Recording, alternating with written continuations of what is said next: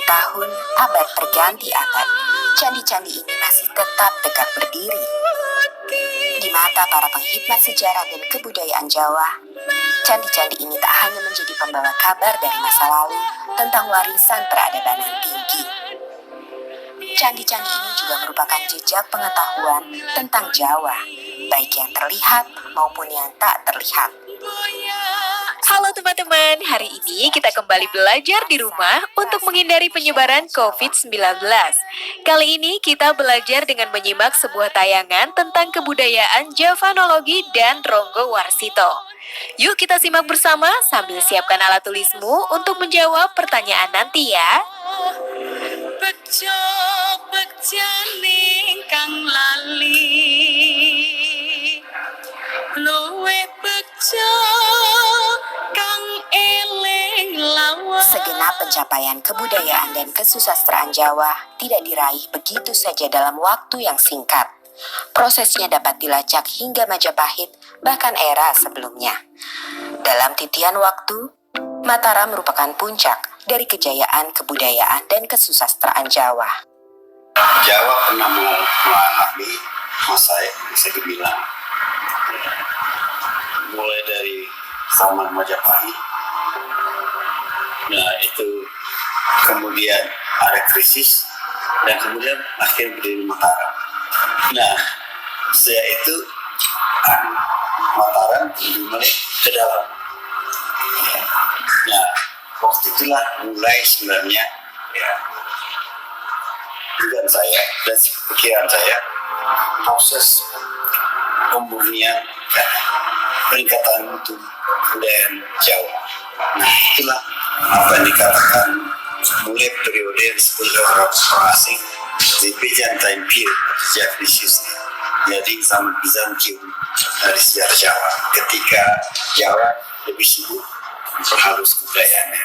Nah sejak itulah baru mulai sebenarnya bahasa Jawa yang bertingkat-tingkat itu. Dulu bahasa Jawa sama saja. Penghalusan kebudayaan pada zaman Mataram berdampak pula pada aspek ekonomi. Orang-orang Jawa yang sebelumnya banyak menjadi nelayan dan pedagang, kini beralih menjadi petani. Disinilah dimulai era Jawa yang agraris. Salah satu indikator perubahan zaman itu nampak pada Pranoto Mongso. Bentuk formal penanggalan Jawa ini mulai diperkenalkan sejak akhir abad ke-17. Kalender ini merupakan panduan bagi para petani dalam mengerjakan sesuatu agar tak mengalami kerugian. Dari sinilah waktu waluku atau membajak sawah ditentukan. Akan tetapi, penanda bagi para petani dan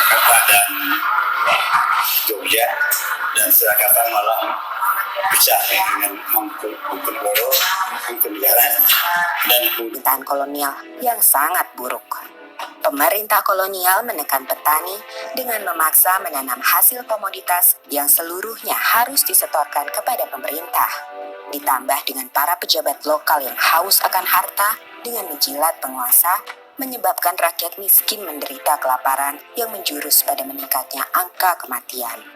Setelah Mataram pecah,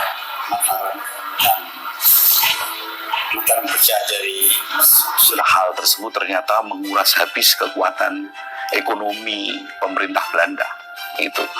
Nah untuk mengatasi itu semua Belanda yang 19 terakhir Jogja juga dipotong dengan halaman ya. Itu Jawa mungkin lihat ke dalam.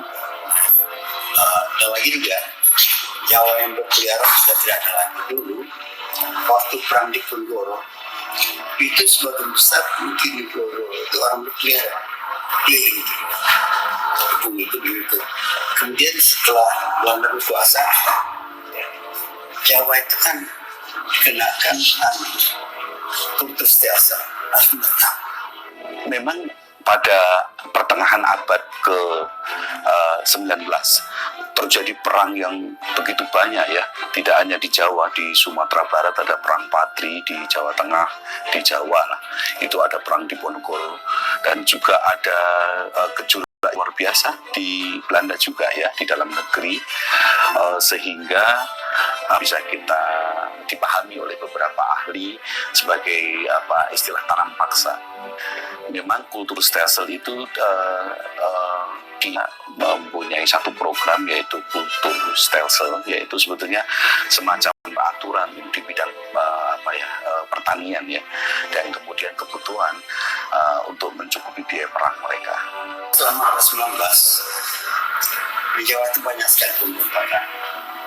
Tidak hanya diperuntukkan untuk mengembalikan kekuatan ekonomi Belanda yang pada saat Hindia Belanda yang pada saat itu memang betul-betul bankrupt, bangkrut mereka oleh karena kebutuhan. Tidak hanya di Ponorogo itu terlalu besar, tapi sesudah itu masih hampir tiap tahun sampai akhir abad 19 sampai tahun 20 sampai tahun 2000 itu sudah perang itu. Ini pemberontakan desa. Itu sebagian besar dipimpin oleh para ulama desa. Jadi yang kira kecil adanya perang terbuka antara pemerintah kolonial Belanda dengan para pribumi Jawa, maka dibentuklah satu lembaga yang dinamakan 1900 masih ada di sana berontak-berontak. Nah, untuk mengatasi itu untuk mengatasi adanya konflik-konflik dan memperkurangi konflik. Yang kedua, memberikan bekal kepada para administrasi pada pegawai Belanda yang bekerja di Jawa. Kan Head Institute for the Javaanstaal itu sebagai lembaga yang bertujuan untuk mengetahui. Jadi Javanologi adalah set pengetahuan dan keterampilan tentang kebudayaan Jawa. Itu arti Javanologi. Di dalam pemahaman dengan terhadap kebudayaan lokal yang baik, itu diharapkan mampu mengurangi konflik. Itu sebenarnya tujuan awal daripada lembaga itu. Bejo bejane kang lali.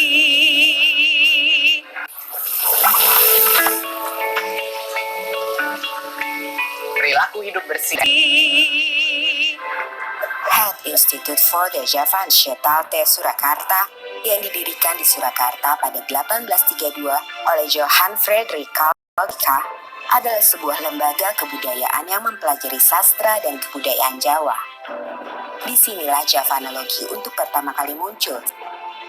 Secara terminologis, Javanologi itu kan disusun dari dua kata. Java merujuk di situ batasan budaya, juga bukan batasan administratif ya, tapi batas budaya, dan logos itu pengetahuan yang bahkan wajib itu mengetahui, yang notabene semua itu menjadi butir-butir yang paling menonjol dalam kebudayaan Jawa, falsafah Jawa. Dia harus tahu. Head Institute for the Javaanstaal itu bidang-bidang yang dipelajari di sana adalah bidang sastra. Mempelajari bahasa, entah kaitannya dengan pemerintahan ataupun juga dengan nanti kaitannya dengan sastra, tapi mempelajari bahasa daerah kalah jajan itu sangat penting. Karena itulah pemerintah Belanda juga mendirikan semacam lembaga pendidikan bagi para pegawai untuk mempelajari bahasa. Nah, itu kenapa dilakukan? Di antaranya adalah bahwa apabila bahasa itu dikuasai, otomatis nanti karya-karya sastra ataupun buah-buah pikiran yang ditulis oleh orang jajan itu diketahui, maka akan mudah untuk menguasai daerah jajahan. Di kala itu, seorang pujangga bernama Ronggo Warsito kerap menjadi rujukan para Javanolog karena pemahamannya dianggap mendalam terhadap kebudayaan dan Nah, ini meliputi 12 bidang ya. Ada bidang kesastraan, ada bidang pendidikan, ada bidang pengetahuan bahasa, ada bidang filsafat. Jadi ada 12 bidang. Nah, yang paling banyak itu kesastraan itu 24 judul. Ronggo Warsito adalah seorang tokoh. Ada bidang pedalangan, pengetahuan alam, bidang seni suara, babat, ramalan atau jombo itu hanya 2, Cekolodang dan Judul. Munculnya sastra Jawa baru jenis keguritan. Karena sebelumnya bisa dikatakan ada karya sastra itu hanya puisi dan prosa. Puisi adalah tembang, prosa adalah gancaran. Gancaran adalah prosa. Sedangkan yang kategorinya itu keguritan adalah puisi, tetapi bukan tembang, itu belum ada. Yakni di dalam serat Joko Lodang, yang itu dikategorikan tembang bukan, tetapi dikategorikan prosa bukan. Dan secara kebetulan di dalam satu bait tulisan awal dari Serat Joko Lodang itu juga ada sandiasmonya. Kalau dibaca dari atas ke bawah, suku kata yang pertama akan berbunyi Ronggo Warsito Boso Kadaton, sedangkan yang suku kata terakhir setiap baris bila dibaca dari atas ke bawah akan berbunyi Boso Kadaton Ronggo Warsito. Zaman dulu kan segalanya kan sensitif ya, kalau apa-apa saja mungkin bisa dilaporkan ke Belanda, sehingga kan Belanda kan sangat berkuasa atas Sunan, dan Sunan mungkin juga ada pikir-pikir kalau ada warganya atau penggawa keraton itu yang menentang pada Belanda, makanya ya salah satu cara di dalam mengungkapkan hal seperti itu dengan cara simbolis. Mangkyo derajating praja kawuryan sunyoruri rurah pangrahing ukara karana tanpa palupi atilar silastuti sujana sarjana kelu kalulun kala tidem tandaning dumadi hardayeng rat tining karoban rubedo. Ini adalah sebetulnya awal dari si Ronggo Warsito, jelas mengkritisi kondisi kerajaan saat itu. Punya raja, rajanya itu juga sekti, rajanya juga punya kewibawaan, pegawai-pegawainya baik.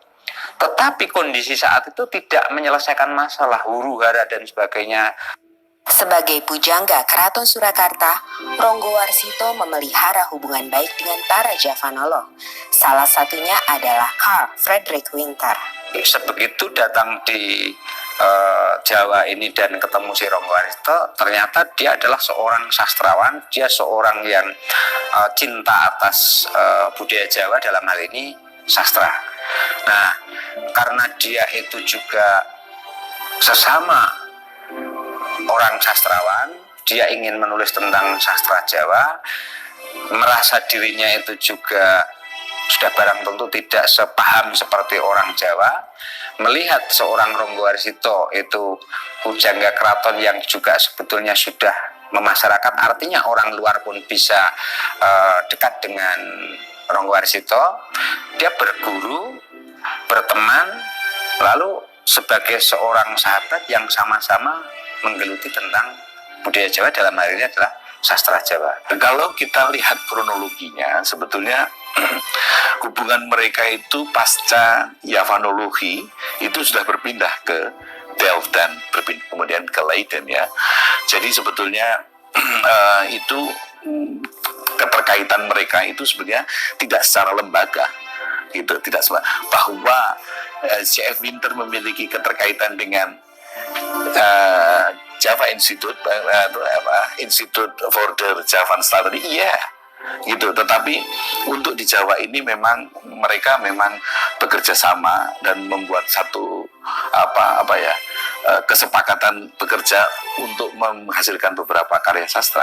Misalnya Kamus Jawa Kami, kemudian Serat Aji Soko dan seterusnya, itu kan karya-karya mereka.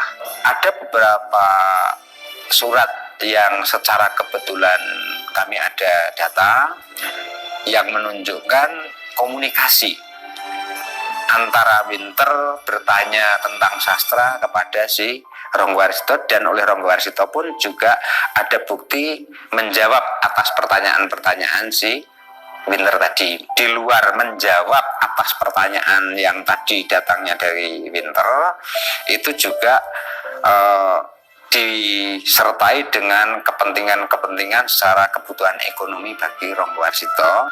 Ada permintaan dari Ronggo Warsito pinjam uang, istilahnya ngijon terlebih dahulu ya, oleh karena kepentingan kekurangan secara ekonomis atau keluarganya ada yang sedang sakit, itu nanti mengajukan pinjam uang ke Winter, dan nanti cara mengembalikannya akan diperhitungkan dengan pekerjaan yang dilakukan oleh Ronggo Warsito atas permintaan dari Winter.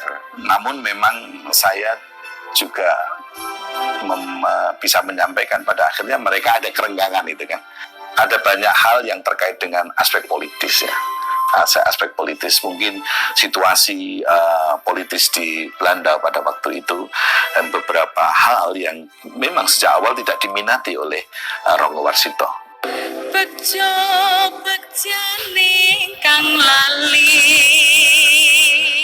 Ini bucket list, hal-hal yang mau saya lakuin kang lali.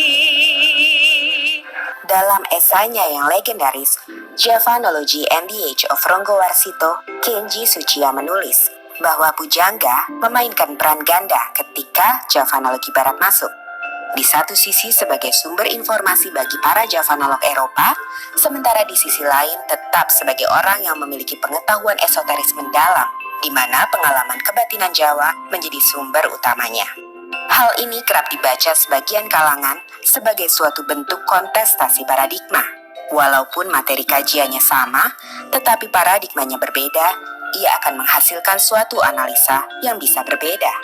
Dalam hal ini, paradigma orang-orang Jawa memiliki perbedaan dengan paradigma orang-orang Belanda. Sebenarnya background Ronggo Warsito itu adalah budaya Jawa yang begitu organisme.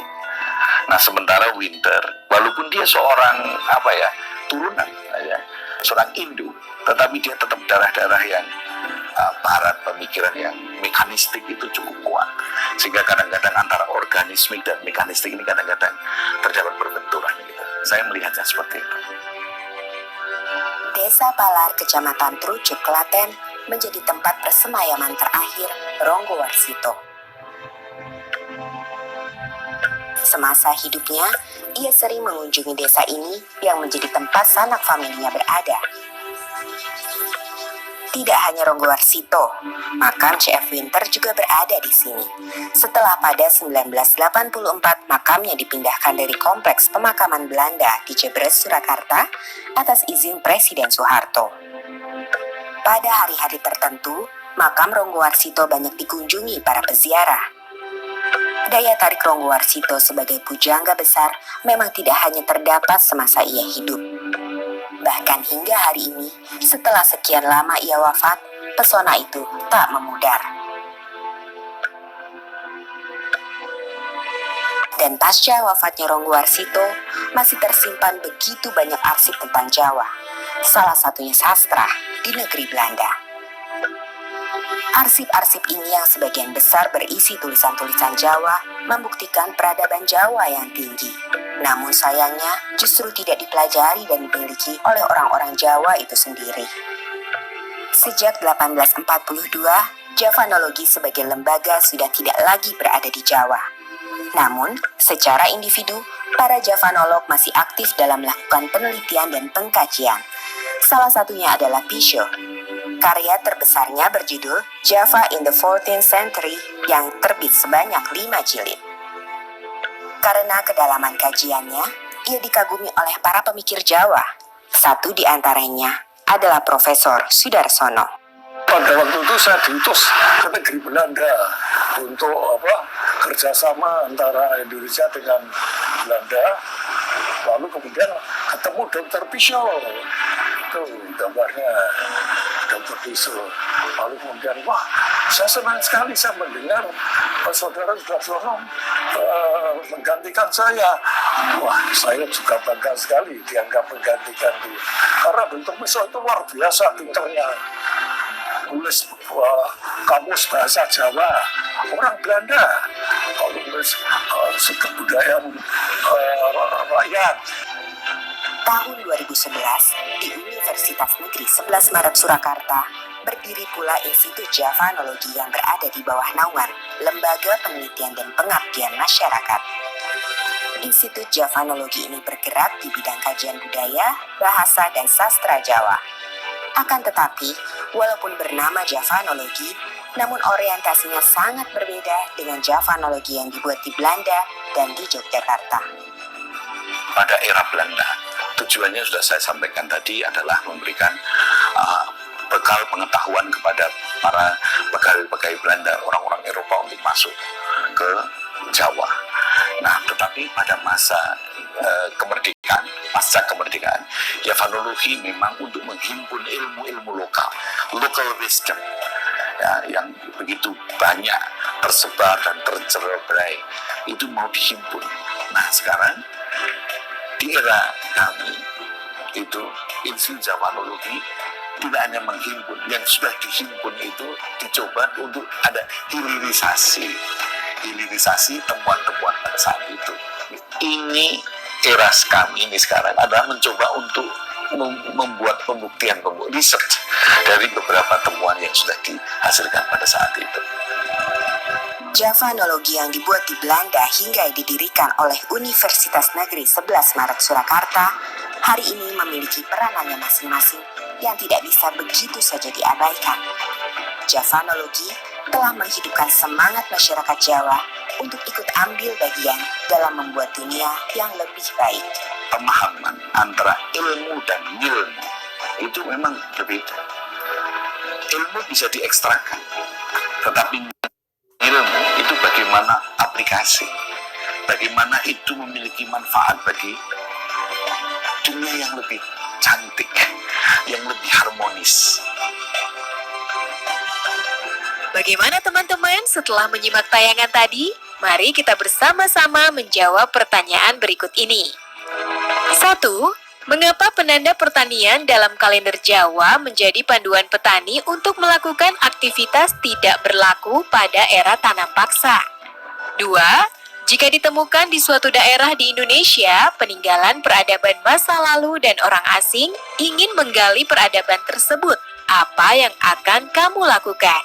Oh iya, jangan lupa untuk tetap belajar di rumah ya, dan jaga kesehatan dengan rajin mencuci tangan serta makan makanan yang bergizi.